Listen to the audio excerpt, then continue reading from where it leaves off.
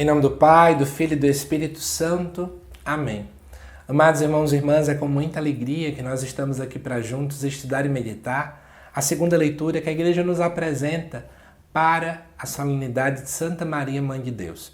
A segunda leitura se encontra lá em Gálatas, capítulo 4, versículos de 4 até o 7, que nos diz assim: Irmãos, quando se completou o tempo previsto, Deus enviou o seu Filho nascido de uma mulher, nascido sujeito à lei, a fim de resgatar os que eram sujeitos à lei, e para que todos recebêssemos a filiação adotiva.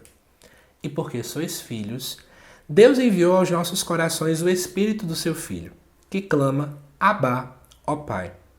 Assim já não é mais escravo, mas filho, e se és filho, és também herdeiro.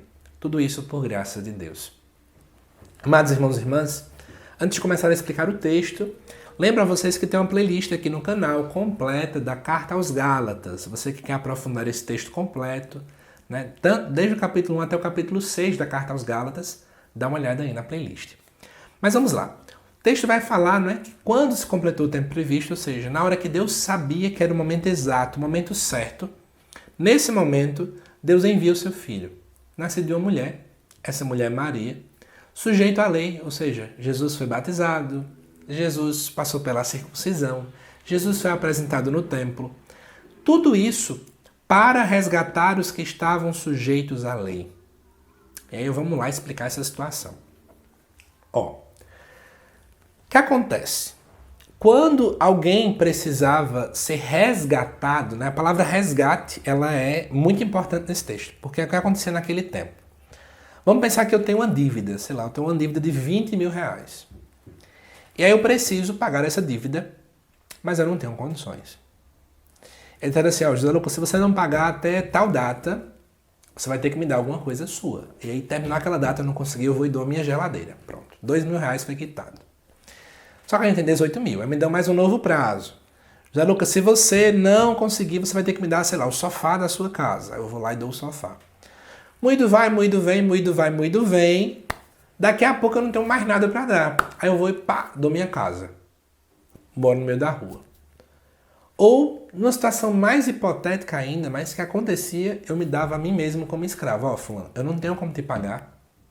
A minha colheita se perdeu toda. Eu estava confiando que esse dinheiro iria voltar para mim nesse contexto. Então, eu me vendo como escravo. Acontecia isso muito naquele tempo.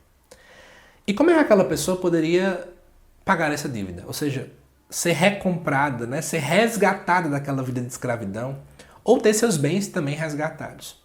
Quando alguém da família, geralmente alguém distante que tinha dinheiro, vinha lá e, dos dois, ou comprava você, eu comprava seus bens, ou se vendia, pedia, me troque, eu quero me vender como escravo para que fulano fique liberto. Acontecia isso. Essa pessoa que fazia isso era chamada de resgatador, ou em hebraico, goel. Quando Paulo escreve esse texto, ele estava falando para o povo que entendia muito do Antigo Testamento. Então ele vai dizer, não é?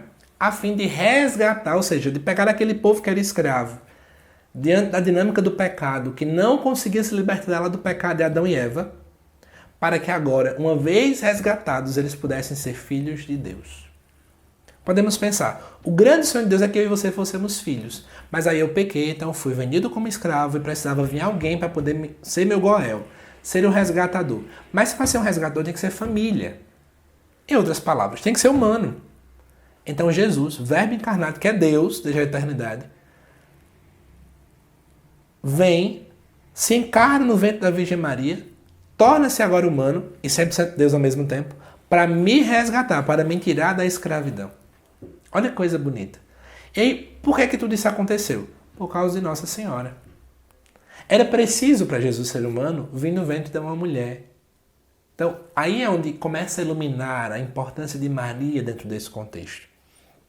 Aí no versículo 6, Paulo vai dizer: já que agora sois filhos, então vocês podem chamar Deus de Pai. Então eu só posso chamar Deus de Pai por causa desse resgate. Olha que interessante. Eu só posso chamar Deus de Pai porque o Filho veio do ventre de Nossa Senhora. Eu poderia até fazer uma analogia. Só posso chamar então Deus de Pai porque Ele escolheu uma mulher para que fosse então nossa mãe. Nossa mãe por quê? Porque Jesus é filho de Maria Jesus é a cabeça da igreja, nós somos o corpo, Maria é mãe do corpo de Cristo também. E depois, diz o versículo 7, assim, já não és mais escravo. Depois que você entendeu a dinâmica do resgatador, imagine que agora ficou muito claro porque é que nós não somos mais escravos. Não somos mais escravos do pecado, de uma vida errada, mas agora nós somos filhos. E se somos filhos, somos herdeiros. Amados irmãos e irmãs, perceba a importância de Nossa Senhora nesse contexto agora.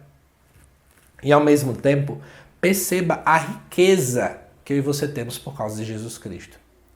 Quando eu entendo que eu sou agora herdeiro, quando eu entendo que agora eu sou filho de Deus, eu entendo que eu não posso viver de qualquer jeito. Tem gente que vive uma vida como se não fosse filho de Deus. Ah, eu vivo de qualquer jeito, eu faço o que eu quero, a vida é minha, me pertence, quem manda aqui sou eu. Tem até uma música que fala, né? Eu não sou dono do mundo, mas eu sou filho do dono, então eu posso fazer o que eu quero. Cuidado em usar a expressão filho de Deus no sentido pejorativo. Eu sou filho de Deus e, portanto, sou herdeiro, mas agora eu preciso com que todas as coisas também sejam ordenadas para Ele. Eu não posso viver de qualquer jeito. Essa segunda leitura nos leva também a iniciar esse ano com um novo olhar. Eu não sou escravo. Eu fui resgatado. Jesus deu sangue na cruz por mim. Né? Maria um dia deu sim ao chamado do anjo, ao convite do anjo. Ela deu sim à vontade de Deus. O Verbo então se encarnou e nos libertou das correntes do pecado. É começar o ano, amados irmãos e irmãs, com muita alegria no nosso coração. É começar o ano com a certeza de Deus presente em nosso meio. É começar o ano com esse afago, com essa proteção que Deus pode trazer às nossas vidas. É essa a estratégia que a liturgia acaba nos colocando quando nos coloca essa segunda leitura. Tá bom? De antemão, eu desejo para você e para a sua família um feliz ano novo, que você possa acompanhar os vídeos aqui do canal neste novo ano que nós estamos iniciando. A primeira leitura já foi ao ar aqui neste sábado, às 6 horas da manhã, e daqui a pouco, às 7 horas da noite, o estudo do Evangelho também vai ao ar. Então você possa dar uma acompanhada, é aquilo que eu falava no início do vídeo, né? Tem aqui uma playlist no canal, até as capas do vídeo tá com uma colorização azul, onde você pode acompanhar todos os vídeos da carta aos Gálatas. É muito importante porque você vai perceber que é uma carta extremamente rica, que traz muitos ensinamentos para a nossa vida pessoal, para a nossa vida espiritual.